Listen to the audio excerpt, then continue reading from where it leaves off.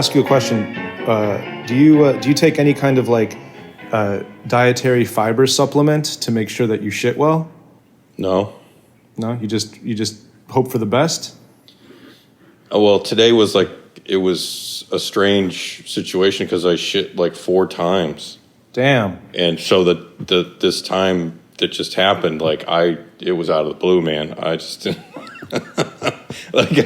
I was not prepared for that. I thought all my shitting was behind me. I thought I was done. Yeah, you can't not shit. You can't make that decision to just not shit.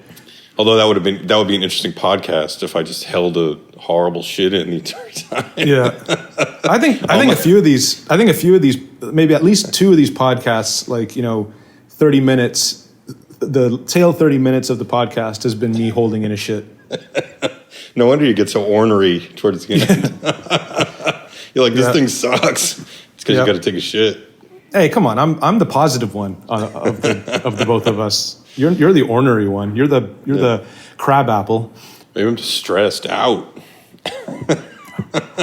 Are you stressed out? I'm always stressed out. No. Fuck. That sucks. Well, let me tell you, I actually take psyllium husk daily. What's that? The husk of some sort of seed, and it's just high fiber content. So I mix it in water and then I just chug it. And this is just what I do every day, and it ensures just like a big giant fucking horse pile every time I take a shit. Why don't you do Metamucil? I guess just because Metamucil's more expensive, it's probably 2 or 3 times as expensive, whereas this is just the same thing, except so you're pinching pennies and pinching loaves. Pinching pennies and pinching loaves. Well, I mean, listen, man. Why am I gonna buy fucking the same thing with some orange flavor in it, and pay 3 times, when I can get the regular or the raw material just mailed to my door. All right, so we get all defensive. No, I'm just saying, you've been brainwashed by capitalist society, Like Metamucil Incorporated. Yeah, Metamucil Incorporated has worked its way into your head, man. Big fibers got me by the fucking balls. Let me tell you this, we have some movies to talk about today, but the one that I actually just caught one that I was rather tickled by yesterday called Touch of Death, which is a Lucio Fulci made-for-TV film. Or not made-for TV, but made for straight-to-video. You ever see that one? I don't think so. It's pretty funny. I'm convinced that it's meant to be a comedy. Kind of in the same way that I feel that Cat in the Brain is also in Fulci's mind intended to be something of a comedy, Mm-hmm. I mean, it's hard to tell. It's really hard to tell, for me to tell anyhow, that whether or not what this guy's doing is intended to be taken deadly seriously, or if it's intended to be funny. There's some stuff where it's you can tell it is intended to be scary, even though maybe it's not. The more supernatural horror stuff, I think he's trying to be scary, but mm-hmm. some of the serial killer stuff, I think he can go either way. This is one. Take a look at this one. We'll talk about it maybe later. Called Touch of Death, 1991. I mean, it's not his best movie by a long shot, but it stars Brett Halsey, which is the same guy who's in Devil's Honey. Okay. Not the young guy, but the older guy, the guy who gets sort of captured by that crazy naked lady. Okay. Yeah, and he plays this serial killer. But whatever. Since you haven't seen it, we'll get into that another time. But I thought that was, sometimes you put on one of the shittier entries from the Italian, guys like fucking Argento or Fulci or fucking Lenzi, Joe D'Amato, and the shittier ones at their worst are just so boring, and you're just okay, this is just a slog. But this one I found to be well paced and quite a lot of fun. Okay. If not, actually good.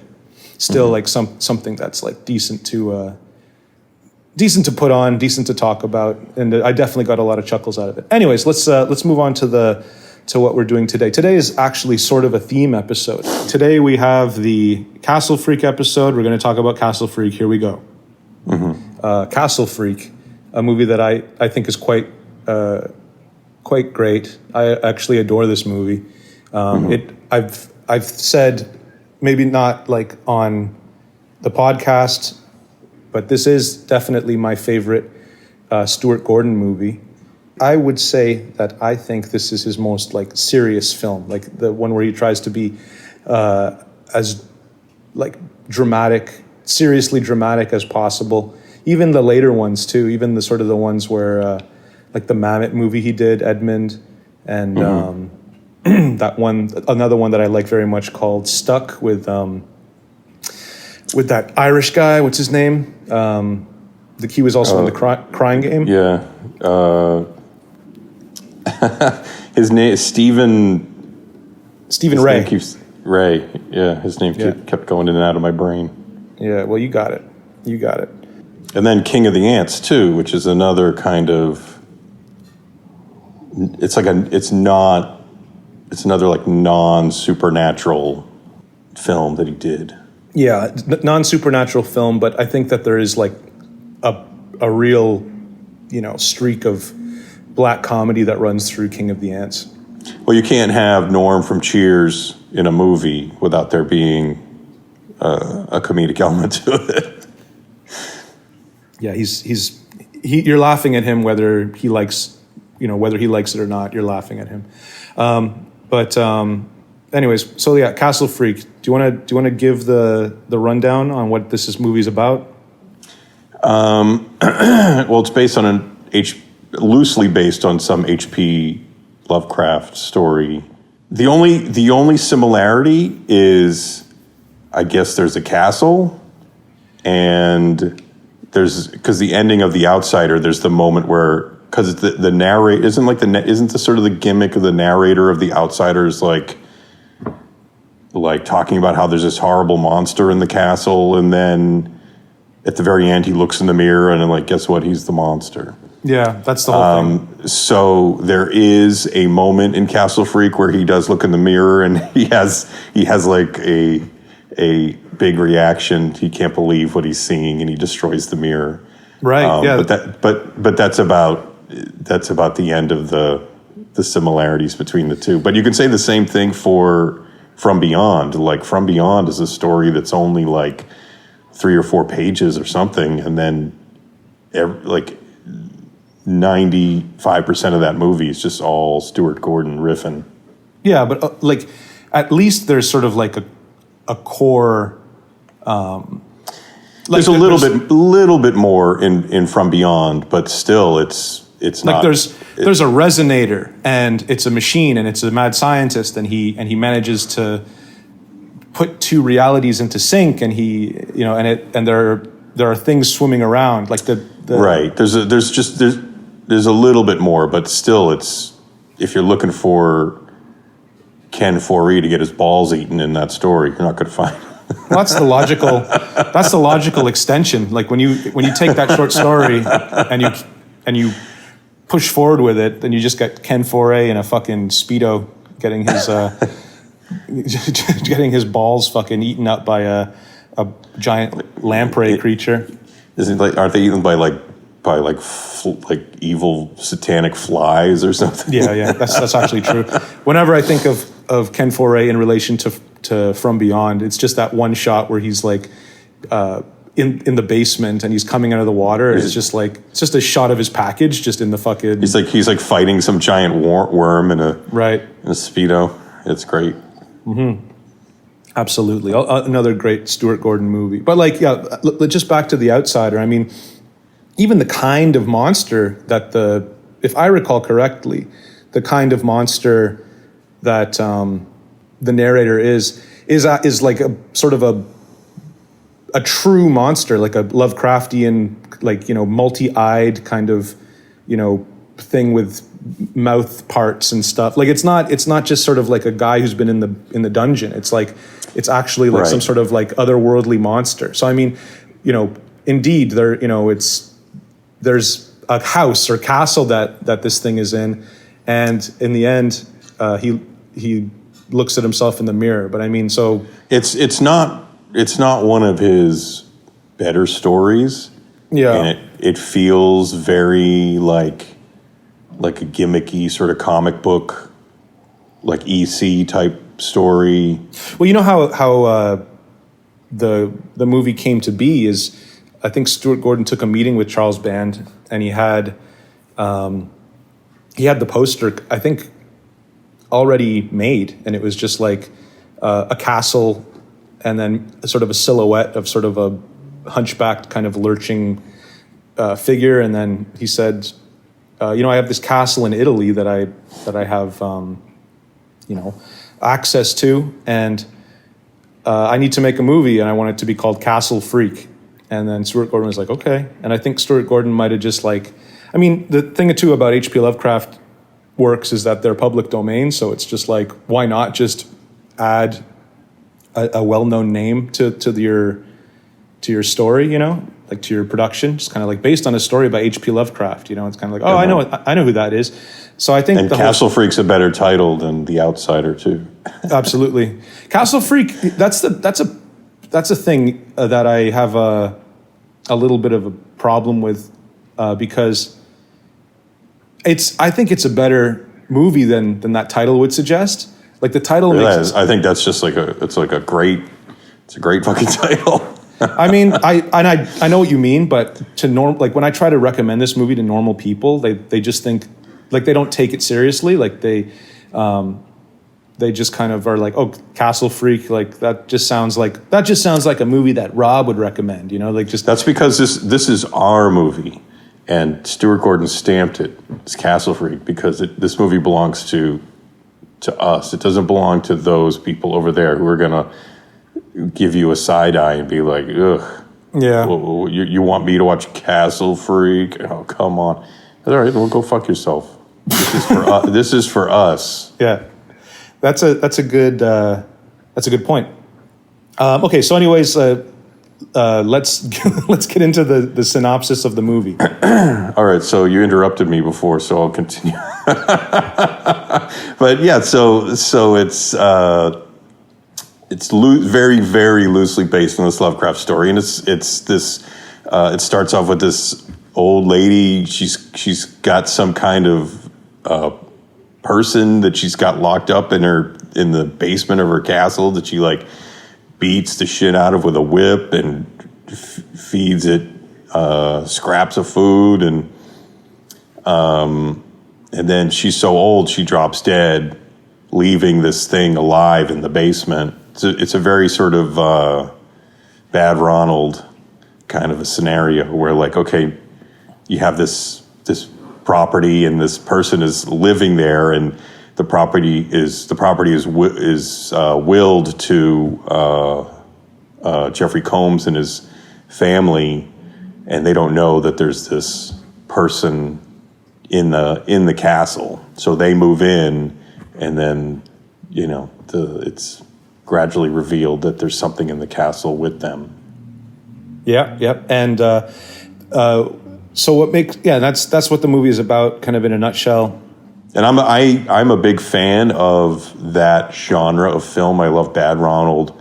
I love Hider in the House. I love all those movies where there's like somebody living in your house and you don't know about it.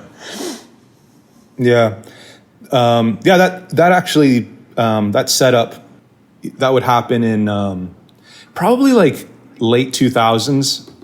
There was, I think, kind of like there was always like, the house is haunted, but then it turns out that it's really somebody living in the walls, or like that. Did you ever see that movie with Barbara Bach, I think, called The Unseen, where there's like the retarded kid living in the basement?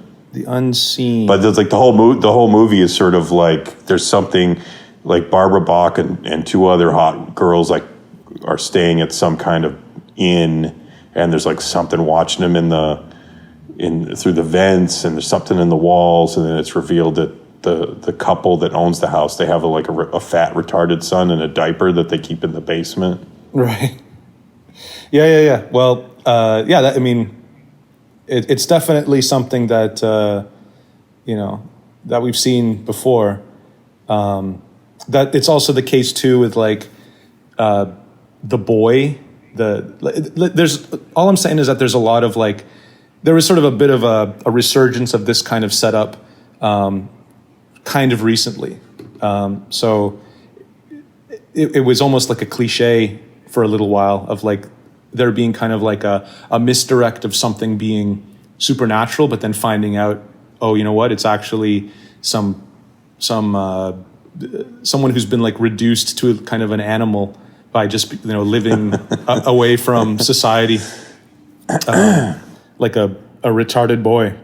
There's another, I think it's called Hider in the House with Gary Busey, where he's like a criminal that is living in somebody's attic, like unbeknownst to them, and he develops a relationship with the little girl in the family. Right. Yeah, Hider in the House. That's 89. That might be like a Lifetime movie too. I'm not 100% sure, but that was also very entertaining. In any case, what makes this movie very like special, or a better way to put it would be like what makes it kind of a cut above the rest, is the whole dynamic between the husband and wife. This sort of marriage that's like on its last thread, and it's Jeffrey Combs and Barbara Crampton, and their daughter played by a actress named, I think, Jessica Dollarhide, who she's blind, and the whole thing is like Jeffrey Combs was a professor, and he's kind of like lost his job, and you get the sense that he lost his job because he was being politically incorrect or something, or that's what he says. Like, I thought it was because it was due to his alcoholism. The alcoholism is probably the root of all his troubles. But like when there's a kind of a screaming match that they have, and what she's doing is she's going down the list of like, how he keeps never taking responsibility for like all of this sort of tragedy that keeps coming into his life. Like you lost your job because they couldn't handle your politically incorrect views. The reason why this happened is because they didn't give you enough chance, or like she's just basically saying that this guy will never take responsibility for like how he keeps fucking everything up. And the same thing too, like he ends up driving his daughter and also his son, I guess, home from school or wherever, and it's raining and he's drunk, and he ends up like crashing the car. The son dies and the daughter is permanently blinded. And shortly after, I guess like, I'm not sure exactly how far after, but he finds out that he's inherited this castle in Italy.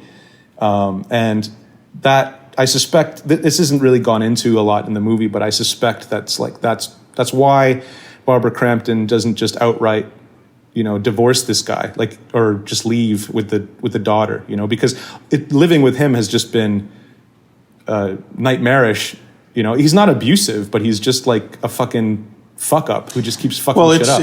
It's clearly not working out, but you do get the sense that like there's still some chance of reconciliation. Like she's not completely shutting the door. She's just kind of like, I'm not ready yet. She's not like ready to reconnect at that moment. She still needs more time.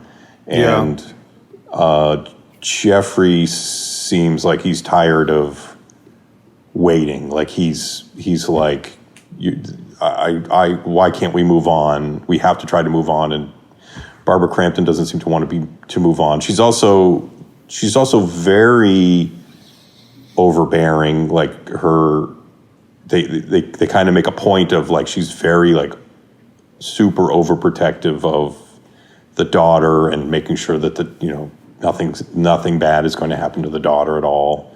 Mm-hmm. So yeah, she is a little she's wound a little too tight. Yeah, that's understandable. I mean, you see that, right? It's understandable, but it's definitely not. It's not conducive towards reconciliation. Sure. I mean, just the relationship toward the daughter,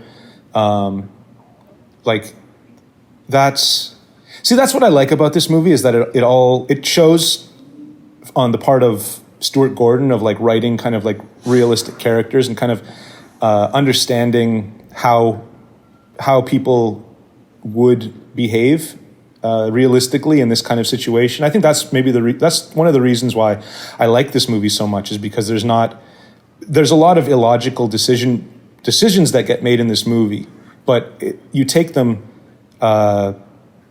you accept them because even though they are illogical, they still do make sense given the context of like what's going on emotionally with everybody. Right. I never get the sense that anybody's like, oh, come on. Well, he would never do that. Like everything seems totally in sync with who these characters are. Everybody's doing exactly what they should be doing. Right. And if coming from, I mean, both of us are writers, and this kind of thing is sometimes like you need your story to take a turn, and I can't seem to get it there without, something that's not going to line up in terms of emotional logic, So like when something fits together so well, like this film, and not only does it fit together well in that regard, it also fits together well in terms of like the loss of, it fits together sort of like, let's say subtextually, like where he loses the son, but then there's this sort of like, it's almost like the ghost of his son. Like you can be interpreted that way. It's almost like the vengeful ghost of his son is sort of this monster coming after him. Like the way that the whole thing fits together, it's a really brilliantly written script. But I wanted to say like that kind of like, helicopter parent kind of thing that Barbara Crampton does to Jessica Dollarhide. You'll see that so often, like on TV. You ever see that movie called, or not that movie, but that TV show called My 900-Pound Son or something like that, or 600-Pound Son? I've seen those types of television shows, but I don't know if I've seen that specific one. Well, that specific one really highlights the enabler mother. She loses a son. I think like maybe like in infancy to some sort of like weird, random brain hemorrhage or something. And then the second son that she has, she just cannot bear to see uncomfortable in any kind of way. So he just, if he doesn't like broccoli, then it's like, oh, it's okay. Here, let me just get some pizza pockets ready for you, So then she just kind of creates this like system where he just gets whatever he gets to decide whatever he wants to eat, and she won't bear to allow him to feel a moment's discomfort, and then he ends up just turning into this fucking enormous he's like 19 years old and he weighs like like well over like 600 pounds, and it's cool. It's pretty awesome what this kid did. And he's so he's the coolest guy who's ever lived, is what you're saying. Yeah. So like, and he's kind of just like talking, and then while he's talking, he's like barfing a little bit and stuff. Like it's pretty, it's pretty good stuff. I wonder where that kid is now. Maybe you can get him on the podcast. He's a public figure. He is. A mother's love is actually evil, Like a mother's love, like a mother will just try to like make the kid as comfortable as possible, but won't sort of provide like discipline or something like that. And that's where like a father, and this is sort of an argument that is made for why it's so important to keep like a family together, because like you need to have like the duality or whatever. So like a boy who's just raised by his mother is going to have like a less sense of discipline and kind of have less resolve and like a weaker character in this kind of thing. And this kind of 600-pound son thing is I think is kind of like where they're or maybe kind of highlighting the point. Like that's kind of what they're talking about, I think. And I'm just trying to make sense of it. But sorry, I went off on a little bit of a tangent there. So you're predicting that the blind girl is going to become a big fat bitch, yeah. And Castle Freak too. Yeah, she's the castle freak. Honestly, that's probably where it's going. This Castle Freak 2 is just her sitting in a room eating White Castle. Yeah. Guys. That's good. See, that's the Johnny Ryan I know. White Castle Freak. White Castle Freak, exactly. So anyways, we also got this fucking this character, I guess, Giorgio, the monster, the castle freak, the titular castle freak, who who's like just this really, really, really tragic character. You know, he's he's just this little boy who's just known nothing but darkness, discomfort, and torture his entire life. Right. Yeah. But he had his penis cut off. Yeah, but he's also super horny. Right. So he really likes the ladies. Yeah, his it's not explicitly stated that like the woman cut off his penis. I don't see that in the movie specifically. Maybe he ate it. I think he might have just been like either he just masturbated it off, or he got some sort of infection. I've done that before. You masturbated your dick off? Yeah. Yeah, me too. Or maybe like one day he was just like sleeping and he woke up and there was just a rat eating his dick and he was like, Jesus Christ, you know, like. I think just based off of his mother's, the way she treats him, I think you can kind of put the puzzle pieces together and assume that she had something to do with it. Yeah, I'll accept that. I do like to think though that a rat ate it. Maybe a rat ate it after while it was on the floor. I get the feeling that if that happened, Stuart Gordon would have put it in a movie if he wanted you to know that. Yeah, absolutely. Or maybe they just couldn't. That was a budget constraint. You know, they just couldn't get the. We're talking about Charles Band could have whipped out like a couple of rat puppets and. Yeah. Where are we going? So like. Then there's also like, okay, so, you know, whatever. We could go through the fucking movie and whatever, like talk about every single thing. But I guess I'm more interested in just kind of like the emotional kind of like big decisions that are made. Like when Jeffrey Combs, what he says to her is, are you just going to spend your life torturing me, making me suffer? And she goes, yes, because God didn't do it. So it's my responsibility to torture you for what God didn't do. That's exactly what she says, or whatever. So he runs off and he goes into town and he goes to some sort of bar, some Italian bar, and he meets a prostitute. Jeffrey Combs is, you can tell that he comes from like a fucking theater acting background because of how he plays drunk, you know? Right. I've actually seen Jeffrey Combs on the stage. What was he performing?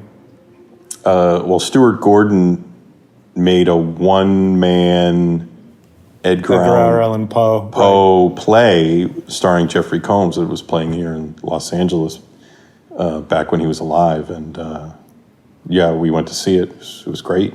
He was great.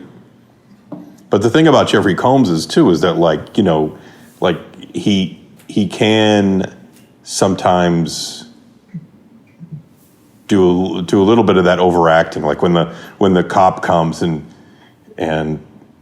the cop's kind of like telling them that like, oh, we can't look through every room, like that's ridiculous, and Jeffrey Combs just kind of like gets upset and he's like throwing his arms around. It's like, look in every room. Like he's clearly like doing a little bit of overacting, but I don't know. He's such a delight to watch. Like you really, he's just so much fun. Everything that he's in, I just think it's great. Yeah. Like I just find him, when I see him on the screen, it doesn't matter how shitty the movie is. Like I feel like it's worth it just to see what he's going to do. Yeah. Yeah. I mean, I feel the same way, but I recognize that it's just because he's been in so many things that I like, and it's, and we've kind of grown up with him in a sense too, like all these movies. Well, I mean, there is that nostalgia, sentimental feeling, but he's also just like there's really no one else like him. Like he really is. He stands out in a way that a lot of actors don't. He's got a unique charisma, and he's always just fun to watch. When he shows up, you're just like, oh, cool, this guy's in it. It's at least he's going to entertain you. Like he's even got like a very small part in Edmund where he's like a clerk. He's working the desk at a shit hotel, and just when he shows up, you're like, oh, cool. He's such a bitch in that scene that you just he's always good. Yeah, I agree. I would just say that, like, you show Jeffrey Combs like to somebody today who's never seen him before, and I don't know how enchanted they're going to be by him. I give zero credibility to people today, and their opinion. Yeah. I still look around you and look at the wonderful art that's being made by the people today, and make your decision. Yeah, I don't know, man. I saw I saw Smile 2 the other day, and boy, here we go. And I thought to myself, this feels fucking very modern and very like what's the word, like kind of like the screenplay doesn't seem to matter as much as just like the fucking the sensation of the whole thing. Like just like it's like very scares forward film where it's just like that's all they care about. All they care about is just kind of like setting up scares, building upon them, and then it's like a haunted house mentality, and it's effective. And I just thought to myself, like, I was thinking to myself, Johnny probably would hate this, probably on this basis of that there's not, the screenplay is you could throw it away. It doesn't matter at all because so much of it is just like all of that stuff that we just got invested in over the last 30 minutes, that actually didn't even happen. That was just happening in her head.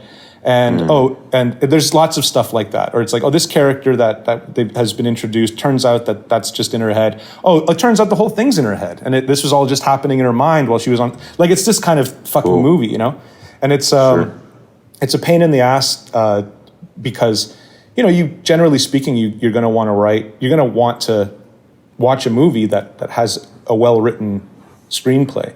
Right. And this thing just doesn't have it, but it's almost like it doesn't matter. With the sadness, I kind of felt that way too. I was kind of like, I don't even believe in this screenplay. All I care about is that it makes logical sense, but I care more about just like this feeling of like hyperventilation that like throughout the whole thing, like that's actually more important to me. So I don't know. I just kind of felt like like there was sort of this modern filmmaking, kind of like when you first see Good Time, and obviously it's not as good as Good Time, but like when you first see something like Good Time, and you're like, wow, this is not a normal film. This is not the way that this is kind of written is different, and the way and what the rubric upon which you're expected to make judgment, it doesn't seem to apply with a film like this, So I don't know.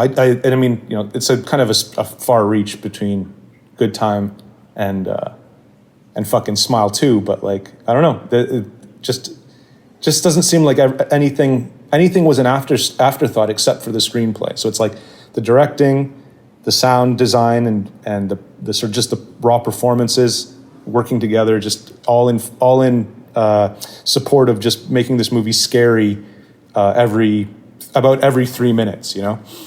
Well, I didn't see it, so I can't say anything. Yeah, it's just that's my feeling. But I did it. see the first one, and I didn't like it. So Yeah, and the first one, I believe that there are glimmers of what I'm talking about in the first one, but like mostly it's just sort of a weak screenplay.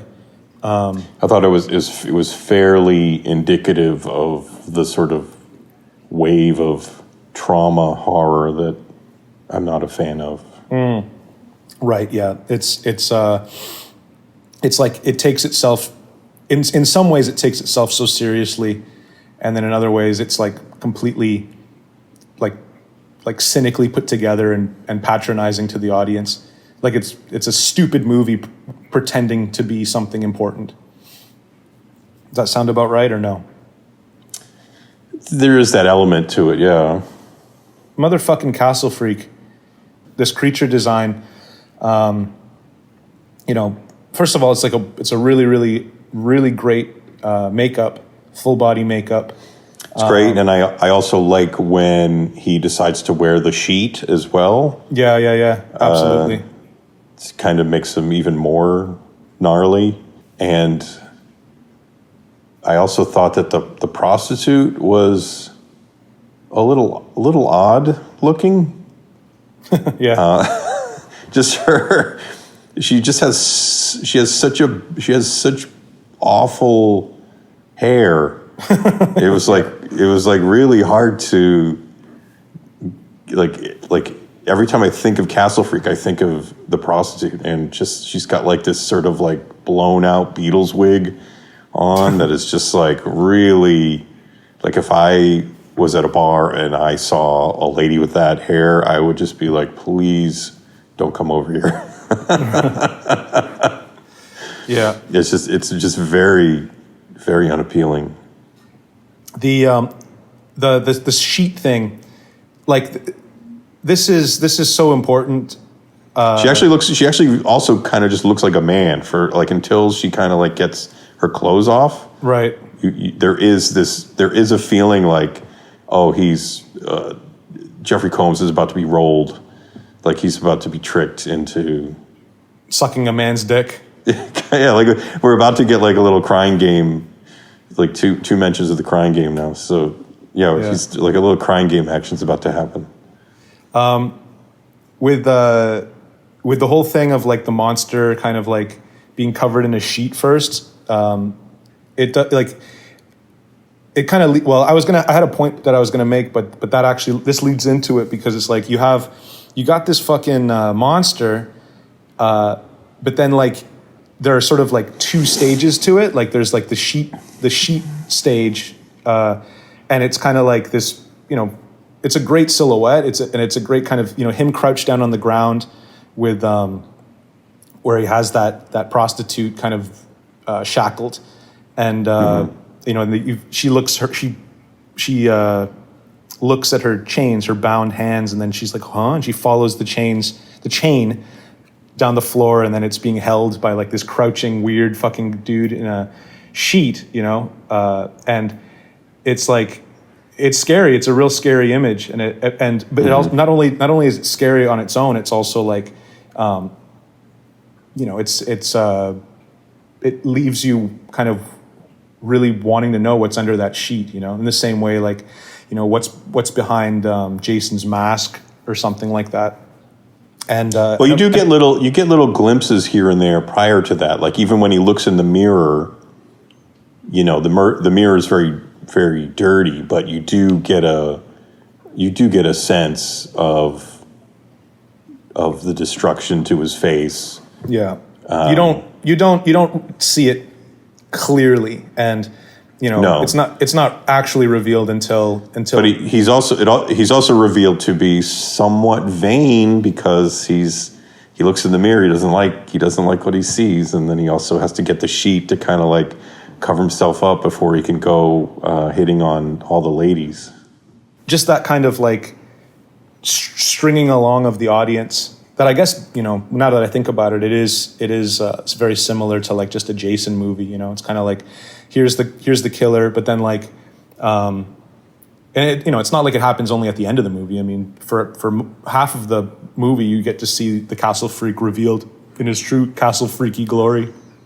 Well, there are like, and those are the things that I feel like some of those very basic horror tropes are the things that are kind of holding it back a little, like the whole sort of damsel in distress ending.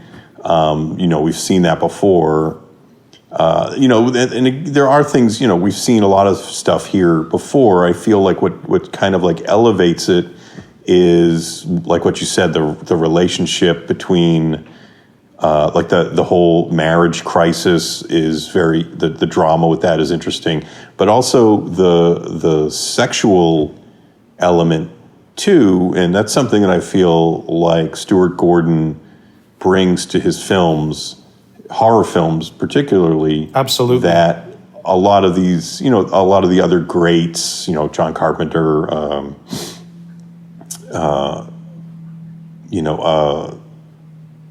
Wes Craven, a lot, like there's just like this real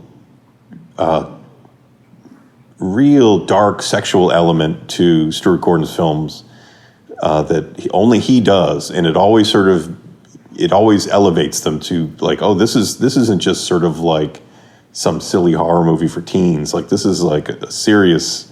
This is for adults. Yeah, for sure. The sexual thing that's happening in Castle Freak is like it compounds the tragedy of the whole thing, because what the Castle Freak Giorgio, like, actually what he wants is like intimacy. Like that's what he wants. He's after just like someone to just love him, Mm-hmm. just like please just. And he watches Jeffrey Combs and that fucking helmet-haired hooker have sex, and he's just kind of like, oh shit, like this is it right here. And he sees them drinking wine, so what he tries to copy it. It's so tragic. Like he's trying his best to kind of, okay, I'm going to cover up my face so she doesn't see how ugly I am. And she likes drinking wine. Well, I'll get a bottle of wine for her, and I'll just kind of like, and he tries to kind of like, hey, let's have a drink together, and he tries to kind of like, just get up close to her and just sort of have some sort of like, have some sort of human contact. But then she takes the first chance she get to stab him with the bottle, to break the bottle and slash him with the bottle, and then he ends up biting her fucking tit off, and then he does that because he sees Jeffrey Combs like licking her nipple, like sensuously licking her nipple, and then he also Jeffrey Combs in his drunken state also saw fit to perform cunnilingus upon the hooker, which is something that no one here at the Public Figures podcasts, we don't condone that. We don't condone that kind of behavior. The Castle Freak. Timo might. We have to check in. Yeah. That's true. We'll get him on the phone afterwards to see. On the wrap-up show. Yeah. But our Castle Freak takes it to the next level and just like, and literally eats her vagina. So she's sitting there while he's just like, gnawing, eating, and swallowing her fucking vulva. It's just a big her vaginal meat. It's a big scooped out hole, and then camera kind of shows us a good kind of view of that from the perspective of the housekeeper, and then the camera goes up and we see that, oh my God, she's still alive. She's alive through this whole thing, Right. Fantastic. Then and it almost reminds me of like that Terrifier 2 scene where in the bedroom, the scene where oh yeah where it's, oh my God, she's still alive, this one. But again, like Terrifier 2, you know, it's got all that great gore and stuff, but it's never sexual. Like it's all just sort of, you know, it's just violence, gore. Yep. He's just a killing machine. He doesn't have any sexual impulse. Yeah. Whereas Castle Freak is all sexual impulse. Yeah. Yep. It's what makes it matter more. It's what makes you take it more seriously, you know? And it doesn't necessarily have to be sexual, but there has to be some sort of like, you know, emotional motivation in order to take it seriously. And sexual, right? Like I mean, when you add one. that sexual element to it, I mean, it definitely makes it feel like you said, like there's a motivator behind what they're doing. You know, as a human, you get it. You understand why this person, like you on some level you understand it. Whereas like killing just for the sake of killing is a little bit more out of reach. Yeah, well, it's out of reach in a you know, for lack of a better term, like a marketable sense. Like it's a lot easier for people just to take that and just to kind of be like, oh, this is a good time, you know, and I can sit in the theater and I can kind of just like laugh at this and not actually get involved enough with it. Because that's sort of the safety, you know, it makes it feel like, oh, this clown is just killing people and he's just killing men, he's killing women. There's no real motivator other than he's just an evil clown. And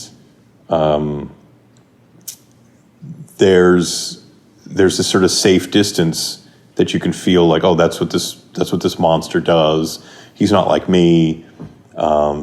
And also like he's not, you know, here in a lot of horror movies, you have the monster that, you know, especially if the monster is like sexually motivated, it's usually towards women, and then women are, you know, then the movie's making women victims of violence, and then you're getting into this whole sort of like, you know, social political area that I think horror movies try to avoid now. Yeah. Unless it's saying the popular fucking thing there is to say, you know, like if you have a movie that's just like a woman, I don't know, like cutting off men's dicks or whatever, then that's kind of what people would think is okay, or I don't know. Does that make sense? Like that kind of reversal of the trope is okay, whereas like if you try to sort of but also as if like reversing a trope is somehow like brilliant or interesting at all. Like it's just kind of like, oh, I see what you did. You just flipped the, you know, the situation. It always just sort of feels like, oh, it's just a variation on the thing that was better. Well, it's just funny. Like, you know what it reminds me of? You know what it reminds me of is that. Do you remember this television show called The Queen's Gambit? It's like a show about like a girl who's very good at chess. It's basically Bobby Fischer. I remember the show, but I never watched it. Well, it's actually really funny when you think about it, because it's like, so like first of all, the show is played very much as like a biopic. Like it has the feel and flavor of like a biopic. This is something that really happened, and this was a real girl, right? And for someone like me who doesn't know jack shit about chess, like I know who Bobby Fischer is, and that's it. And I know that like Russians play chess, and that's about like, yeah, I'm right there with you. So I just, you know, this show comes on and it feels like a biopic, like it feels like a Netflix biopic that we've seen before. So I'm watching it just being like, okay, this is I guess this is based on a true story, you know, maybe loosely. And then I find out that, you know, it's not actually based on a true story at all. It's entirely fabricated. So then what this means is that someone was just kind of like, oh yeah, so you know how women never sort of achieved any kind of like, super high ranking success within the world of professional chess. Well, what if they did? And what if a girl was actually the best at chess? So then they just make this show that's just kind of like, yep, so see, women can also be as good as chess as men. And it's like, well, they never were, and they never have been. And they're like, yeah, but they could. And it's like, no, what are you talking about? They couldn't have, because they didn't. So what the fuck is this show about? What if a woman was a rapist, serial killer? It's like, well, it hardly ever happens, but okay, here it is, and this is the popular. What if a woman was James Bond, and then it's just kind of like, well, who cares? Yeah, who gives a shit? Yeah, well, I'll probably cut this part out, just because I don't want. I don't want to alienate our more sensitive listeners. Right, our listener, our sensitive listener, our sensitive listener. We have I think we have like 102 listeners or subscribers anyway. Oh, wow, that's more. That's about 100 more than I thought we had. Yeah. Okay, so just on sort of more like the way that I think about kind of filmmaking and like horror, like sort of I come from sort of maybe a little bit more of a video game kind of place than you do, not much more, but what I really like about the Castle Freak is this shackle and chain weapon that he has, because it has like a whole lot of variations that it can be used for, which is extremely clever, and it's something that I feel like not a lot of people would really pick up on, because so I mentioned before, it's like, the prostitute looks down, her hands are shackled. She follows the chain across the floor, and she sees the Castle Freak kind of like crouched like a vulture holding the other end of the chain. So like that's sort of a little scenario that you can create with that weapon. Then when the maid, the housekeeper, comes in, the Castle Freak takes the chain and folds it like 4 times, and now he has like this heavy bludgeon that he uses to like beat her with. So it's this like bludgeoning weapon.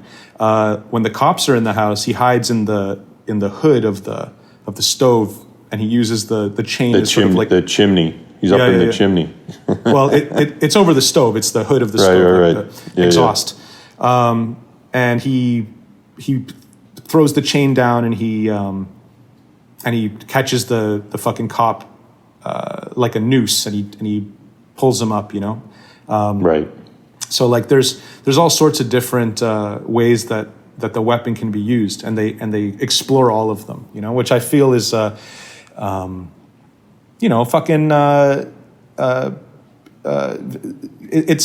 it's going that extra step, like it's taking the character design very seriously, and kind of there's a sense of careful consideration and thoughtfulness given to this character and what it looks like, and what it has, it's really pretty brilliant, the whole thing. It's also like you got to think like it's a super easy Halloween costume. Just like wrap a sheet around your head with like one hole out for your eye, and just completely nude. That's it. You got to carry like a chain, and that's the fuck. You can be Castle Freak. Yeah, penis out, sheet over your head, so nobody can call the cops on you. Nobody can identify you. Maybe wear like a bloody condom, just to kind of like, highlight the castration element. Yeah, or actually maybe just like a nude pair of briefs with just like with a Sharpie drawing of a cut off penis. Yeah, well, just like a red Sharpie circle, and then like another smaller black Sharpie circle, in the center. Okay. And then if you want some sort of fabric balls that you've sewn on, because that's one thing you got to remember, is that the Castle Freak, he's got no dick, but boy oh boy does he have balls. Should have been on the poster. Yeah. He may have no dick, but he's got balls to spare. I also liked the sort of bleak ending. I like the fact that Jeffrey Combs, like, there's not the he saves the day and the family's united. Like, I like the fact that he sacrifices himself to save the family and he dies. Yeah. And then the very, very last shot of the film with the boy, the prostitute's son that she had, I guess, with the cop. Yeah. The cop standing there with the son, with the prostitute's son. And then Barbara Crampton's kind of like wearing mourning attire along with the daughter. But then the final shot is just Barbara Crampton like looking at that image of, well, not that image, that fucking, just the cop and the son standing right there. Close up of her face and then credits rolling. I always thought that was just great. Like, because I'm not entirely sure exactly how to take that. What is she going to do? Adopt that son? I think she's thinking of like, oh, my husband fucked his mother. I think that's what she's thinking. I'm never going to forgive him. I don't think that she doesn't seem like she'll ever forgive him. Yeah, but I actually I met Barbara Crampton when I was in Los Angeles last time, and I told her that I think that was definitely the, your best performance, and that final scene with just the close up of your face was like probably the most moved I think I've ever been by you, and rest assured it was a lot, and especially like yeah, I mean, it just goes back to the initial thing that I said, is that this is probably the most moving of all of Stuart Gordon's films for me. Like all the other ones, they're kind of at arm's length, like in terms of like how emotionally invested you get into them. This is the one that I feel like is probably the one that's like gets the closest, and yeah, and he should. And when I on the same trip that I was talking with Barbara Crampton, I also had the opportunity to meet with Brian Usna, who has nothing to do with this film, who had some public legal problems with Charles Band. Charles Band trying to like take control of Reanimator, the IP, and they had a sort of a litigious kind of battle, and I don't think that they're very friendly. But when I told him that my favorite Stuart Gordon movie, because Stuart Gordon was his very good friend for a long time. And is this the only movie Stuart Gordon did with Charles Band? Is it the only movie that he did with Charles Band for Empire? No way. There's no way, because he did like Robot Jocks and shit. He did a few Full Moon things. Okay. Actually, no. I if I'm not mistaken, I think that Castle Freak is a Full Moon production. I think it is. I'm pretty sure it is. And then Reanimator is actually, it's Brian Usna is producing it, but then I think Charles Band is also kind of involved, because I think it was Empire Pictures, which is Charles Band's prior to Full Moon founding. Full Moon, okay. He had Empire Pictures. When I told that to Brian Usna, he was kind of like, he's like, oh, you like that one? Okay, it's okay, I guess. Like he obviously thinks that the movies that he made with Stuart Gordon are better. I probably would agree. Yeah, fair enough. I mean, I can see that. I can definitely see that perspective. But Castle Freak for me is, like I said already, it's the most emotionally engaging for me. It's the one I take the most seriously. So I would give it like 3 to 3.5 eggplants. Mm. I mean, if I was going to give like Reanimator 4 eggplants and From Beyond 4 eggplants, I would give this like maybe 3. I'd give Castle Freak 5. Oh man. Yeah, and I would give probably Reanimator and From Beyond 4, and maybe even 4.5. From Beyond. Reanimator is cool, but you do get a sense that it's kind of like the first step in sort of a journey. And From Beyond, I mean, I haven't seen it in a long time, but man, when I first saw that movie, it was just like nothing I'd ever seen before. It was just the tone of it, it almost like takes a left turn that you're just sort of like, it goes real, like it kind of feels very sort of normal for the first 15 to 20 minutes, like very sort of standard horror movie. And then it just kind of like, once Barbara Crampton's father like loses his mind and he's in a straitjacket, like you're just like, whoa, holy shit, like what the fuck's going on? Like this movie's fucking getting a little wacky. Yeah. Well, once he's been reanimated, because he doesn't lose his mind, he's killed and reanimated, right? Right. Yeah. So I just have this memory of him like in a straitjacket, like banging his head against the wall. Yeah. So and then it just like keeps like upping the ante, like it keeps just getting crazier and crazier. Yeah, it still has a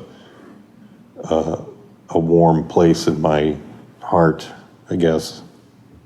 Yep. All right. Well, thanks a lot for your time today. Sure. We can stop recording. Until next time. That sounds good.